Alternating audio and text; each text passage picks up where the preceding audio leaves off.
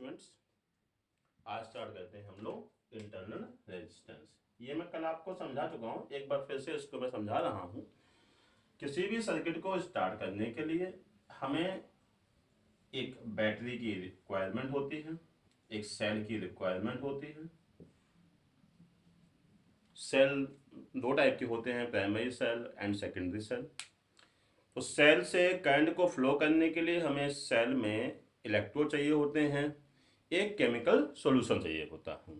जैसे कि मान लो हम ये कहें ये कोई आपका सिंपल वोल्टिक सेल है या डेरियल सेल है या जो है लेक्लांसे सेल है या आपका ड्राई सेल, इन सभी को स्टार्ट करने के लिए हमें दो इलेक्ट्रोड्स की रिक्वायरमेंट होती है। एक पॉजिटिव इलेक्ट्रोड होता है, एक नेगेटिव इलेक्ट्रोड होता है। इनको थोड़े से डिस्टेंस पे हम एक केमिकल के अंदर हम डालते हैं। इस केमिकल को हम लोग बोलते हैं इलेक्ट्रोलाइट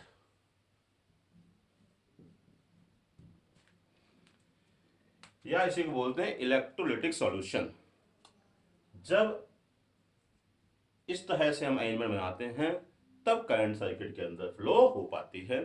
सर्किट के अंदर करंट जैसी फ्लो होती है तो जो इलेक्ट्रोलिटिक सॉल्यूशन है ये सर्किट के मूवमेंट में अपोज करता है, और इसी अपोजिशन की वजह से सर्किट के अंदर एक एक्स्ट्रा रेजिस्टेंस आता है जिसको हम लोग बोलते हैं इंटरनल रेजिस्टेंस। चूंकि ये सर्किट के अंदर इंटरनली बिल्डअप होता है due to the electrolysis process, due to the electrolytic solution of the cell, इसलिए हम लोग इसको बोलते हैं इंटरनल रेजिस्टेंस।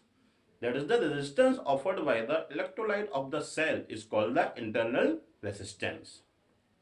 Okay. अब internal resistance is denoted by small r and its SI unit ohm. It is always calculated in the series of circuit and symbolically it is represented by small r. Small r से depend करते हैं और cell के ऊपर थोड़ा सा ही symbol लगा के उसको डिपेंड किया जाता है। अब क्वेश्चन आता है कि इंटरनल रेजिस्टेंस किन किन फैक्टर्स पर डिपेंड करता है। ये सीबीएसई में भी रिसेंटली क्वेश्चन आया हुआ था कि इंटरनल रेजिस्टेंस किन किन फैक्टर पर डिपेंड करता है। तो उसके कुछ फैक्टर्स हैं। पहला फैक्टर देखिए, जब हमने यहाँ पे ये सेल बनाया तो जो इंटरनल रेजिस्टेंस है सेल के सॉल्यूशन की वजह से है। तो अब इसमें कौन कौन से ऐसे फैक्टर हैं जो कि इंटरनल रेजिस्टेंस को इंक्रीज कर रहे हैं या किन किन की वजह से इंटरनल रेजिस्टेंस सर्किट के अंदर आ रहा है। उसका पहला फैक्टर है एरिया ऑफ प्लेट्स। इनका जो इलेक्ट्रोड ले रहे हैं उनका एरिया इंटरनल रेजिस्टेंस पर डिपेंड करता है। नंबर 2, ये जो हम यहाँ पे जो सॉल्यूशन ले रहे हैं इलेक्ट्रोड्स के बीच की distance, separation between the electrodes. Number 3, ये जो इलेक्ट्रोलिटिक सॉल्यूशन ले रहे हैं इसके कंसंट्रेशन पे।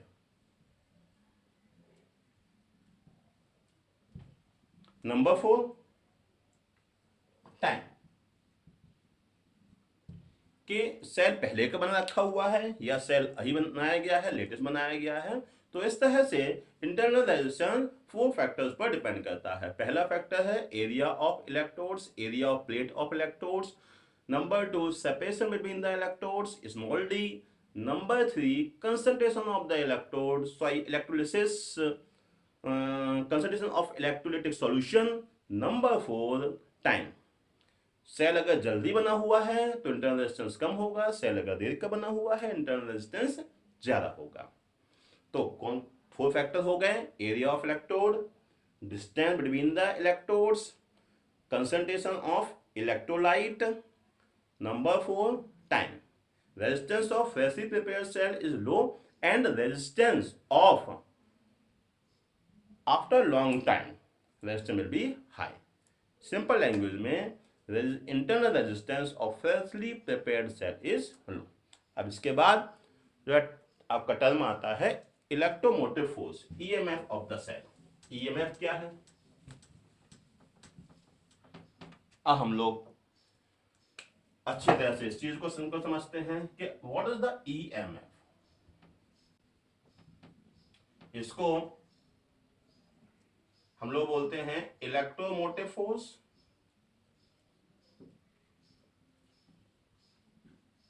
बेसिकली देखा जाए ये फोर्स नहीं है, ये सर्किट में यूनिट चार्ज को मूव करने के लिए सेल जितनी एनर्जी प्रोवाइड करता है यूनिट चार्ज को कंप्लीट राउंड करने के लिए, उस एनर्जी को हम लोग बोलते हैं ईएमएफ। कि यूनिट चार्ज को सर्किट के अंदर मूव करने के लिए सेल जितनी एनर्जी प्रोवाइड करता है उस एनर्जी को हम लोग बोलते हैं ईएमएफ। ये मान लिया एक सर्किट है, इस सर्किट में ये लगा है एक सेल, यहां लगाई हमने की, हमने अभी यहां पे की ओपन रखी है, तो इसको हम लोग क्या कहेंगे, ओपन सर्किट। इस समय सेल के दोनों टर्मिनल्स के अक्रॉस जितना वोल्टेज होगा, जितना पोटेंशियल डिफरेंस होगा, उसे हम लोग कहेंगे ईएमएफ। क्योंकि ये मैक्सिमम एनर्जी है कि सेल कितनी मैक्सिमम एनर्जी देना चाहता है यूनिट चार्ज को सर्किट में मूव करने के लिए। अब उतनी मिलती नहीं है, क्यों? क्योंकि इंटरनल रेजिस्टेंस उस एनर्जी को अपोज करता है, उस करंट के मूवमेंट का अपोज करता है, इसलिए थोड़ी सी एनर्जी सेल के टर्मिनल्स के अक्रॉस ही ड्रॉप हो जाती, या सिंपल सी लैंग्वेज में हम लोग ये कहें कि थोड़ा सा पोटेंशियल ड्रॉप इंटरनल रेजिस्टेंस के अक्रॉस हो जाता है। डेफिनेशन के लैंग्वेज पे सिंपल सी डेफिनेशन के लिए सीधा सा हम लोग लिखते हैं, the potential difference between two electrodes of cell in open circuit condition is called the EMF. Actual physical significance के बेसिस पे हम लोग ये कहते हैं कि maximum energy supplied by cell to complete one round of circuit to unit charge is called the EMF.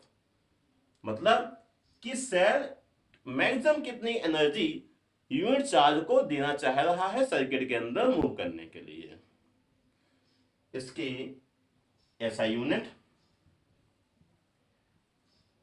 Volt. हम सभी को जो है पता है वोल्ट क्या होता है, joule over coulomb. 1 volt 1 joule over 1 coulomb. यहां से हम लोग ये कह सकते हैं, the EMF of cell is said to be 1 volt if 1 joule of energy is provided by the cell to complete 1 coulomb, to complete 1 round of circuit to 1 coulomb charge.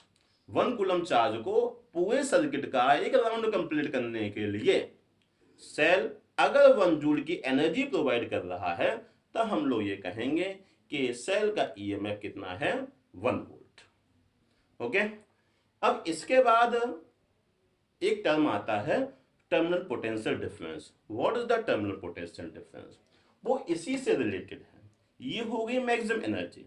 यहां पे हम लोग कहते हैं the potential difference between two electrodes of cell in open circuit condition, मतलब जब current flow ना हो रही हो। अब इसी के बेसिस पे, इसी के डिफरेंस में हम लोग यहां पे जो है पढ़ेंगे टर्मिनल पोटेंशियल डिफरेंस। इसी से कोरिलेट करेंगे, ई से ही हम लोग टर्मिनल पोटेंशियल डिफरेंस को भी कोरिलेट करेंगे। बस वहां पे क्या होगा, यहां पे सेल हमने ओपन रखा है, वहां पे सेल हम करेंगे क्लोज, यहां सर्किट करेंगे हम क्लोज। देखिए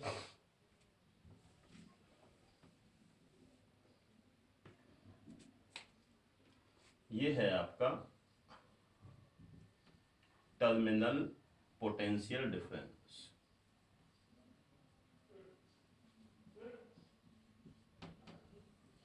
देखिए समझिए, आइए, बड़ा सिंपल है, बहुत सिंपल कॉन्सेप्ट है, कोई दिक्कत नहीं है। सेल यही है, हमने मान लिया कि मान लो ये सेल 12 वोल्ट का था।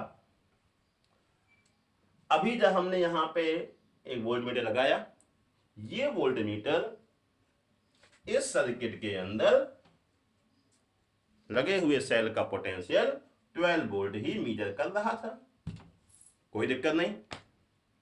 फिर क्या किया हम लोगों ने, हमने यहां पे एक की लगा दी। जैसे ही हमने की लगाई, फिर हमने यहां पे दोनों सेल के इलेक्ट्रोड्स के अक्रॉस हमने पोटेंशियल डिफरेंस फिर मीटर किया। तो एक कहने के लिए, एग्जाम्पल के लिए बोल रहा हूं, कोई फिक्स नहीं है। हो सकता कि अगर मान लो अब ये 12 वोल्ट, पहले जो 12 वोल्ट दिखाई दे रहा था, अब वो दे रहा है 12 वोल्ट। पहले 12 था, अब 10, 2 कहां गया? यही कॉन्सेप्ट है कि जो 2 वोल्ट जो पोटेंशियल है वो इस सेल के इंटरनल रेजिस्टेंस के अक्रॉस ड्रॉप हो गया। कि सेल देना चाह रहा था 12 वोल्ट। आप लोग ध्यान ध्यान समझिए, सेल देना चाह रहा था 12 वोल्ट, लेकिन 12 नहीं मिला है। सेल कितना दे पाया? 10 वोल्ट। क्यों? क्योंकि सेल के अंदर क्या था? इंटरनल रेजिस्टेंस, और वो इंटरनल रेजिस्टेंस करेगा क्या? करंट के मूवमेंट का अपोज करेगा। मूवमेंट के अपोज से क्या हो जाएगा? जो 12 वोल्ट एनर्जी यूनिट चार्ज को सर्किट के अंदर मूव करने के लिए मिल रही थी, वो नहीं मिली। अगर हमने ये कहा, इसी एग्जांपल से देखिएगा आप लोग, बड़ा सिंपल है। इसी एग्जांपल देखिएगा, 12 वोल्ट मैक्सिमम एनर्जी थी। जैसे ही हमने यहाँ पे कील लगाई तो यहाँ पे 10 हो गई। इसका मतलब क्या हुआ? 10 कहां से आया? अगर हम 12 में से 2 को माइनस करते तब आया आपका 10। तो ये क्या है आपका? यही है आपका terminal potential difference. Potential difference between two electrodes of cell in close circuit condition. वहां पे क्या था? Open circuit condition. यहां पे क्या है? Close circuit condition. अगर किसी भी सर्किट में की लगी हुई है, की लगी है, तब किसी भी सेल के दो टर्मिनल्स के अक्रॉस जितना वोल्टेज होगा उसे कहेंगे हम लोग टर्मिनल पोटेंशियल डिफरेंस। अगर की नहीं लगी होगी उसे हम लोग कहेंगे इलेक्ट्रोमोटिव फोर्स। ईएमएफ क्या हो गई? Maximum energy. Maximum energy, cell कितनी मैक्सिमम एनर्जी प्रोवाइड करना चाह रहा है, लेकिन टर्मिनल पोटेंशियल डिफरेंस क्या हुआ? एक्चुअल एनर्जी की इंटरनल रेजिस्टेंस के क्रॉस ड्रॉप होने के बाद कितनी एक्चुअल एनर्जी मिल रही है, उसे हम लोग क्या देंगे? Terminal potential difference. अगर हम लोग ये कहें कि टर्मिनल पोटेंशियल डिफरेंस को V से डिपेंड करते हैं, इंटर्न ईएमएफ को E से डिपेंड करते हैं, तो यहां पे आप क्या लिख दीजिए? V, और यहां पर लिख दीजिए आप E। ये क्या है? प्रश्न उठता है, ये 2 वोल्ट क्या है? 2 वोल्ट क्या है? इस इंटरनल रेजिस्टेंस के across potential difference. Ohm's law के अकॉर्डिंगली V इक्वल टू पढ़े थे आई आर। आई यहां पर भी फ्लो हो रही है, यहां से भी फ्लो होगी, बस यहां पे आई क्या हो जाएगा? यहां पे हो जाएगा स्मॉल आर। ठीक है? क्यों? क्योंकि ये क्या है? Potential drop across internal resistance. तो यहां पे 2 की जगह आ जाएगा क्या? Potential drop across r, across internal resistance.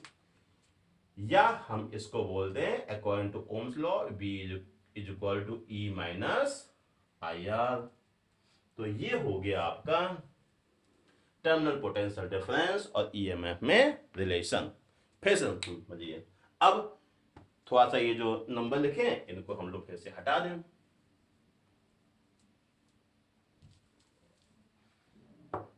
इसको हम कह दे रहे हैं V। तो यहां पे अगर हम टर्मिनल पोटेंशियल डिफरेंस की बात कहें तो potential difference between two electrodes of cell in close circuit condition is called the terminal potential difference. ठीक है?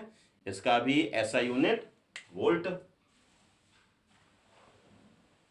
ओके? वहां से फिर से हम समझे, अगर 12 वोल्ट का सेल था, 2 वोल्ट आपका इंटरनल रेजिस्टेंस के अक्रॉस ड्रॉप हो गया, तो 12 माइनस 2 हो गया आपका 10। 10 को हमने कहा टर्मिनल पोटेंशियल डिफरेंस, 12 को कहा मैक्सिमम एनर्जी E।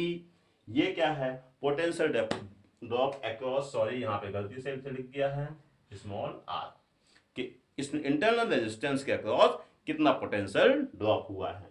तो V equal to E minus I r. अब थोड़ा सा इसके यूनिट की बात कर लें। जैसा हमने वहां पे 1 वोल्ट पढ़ा था, ऐसे ही हम लोग टर्मिनल पोटेंशियल डिफरेंस के रेफरेंस पे अगर देखें हम लोग, तो इसका ऐसा यूनिट हो गया आपका, कितना होता है?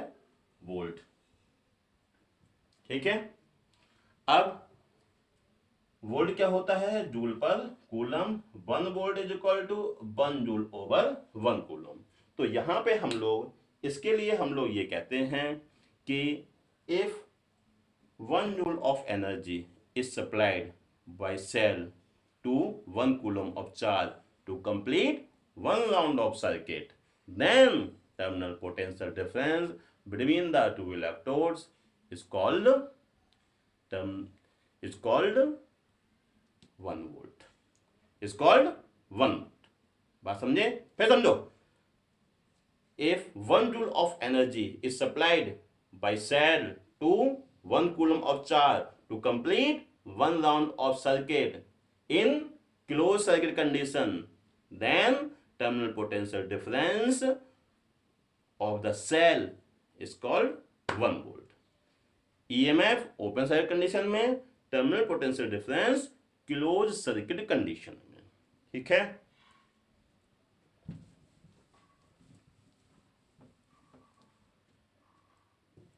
यहां से अगर देखें सेल का टर्मिनल पोटेंशियल डिफरेंस V है, इसका मान लिया EMF E है, तो यहां से रिलेशन में समझा है आपको V = E - IR।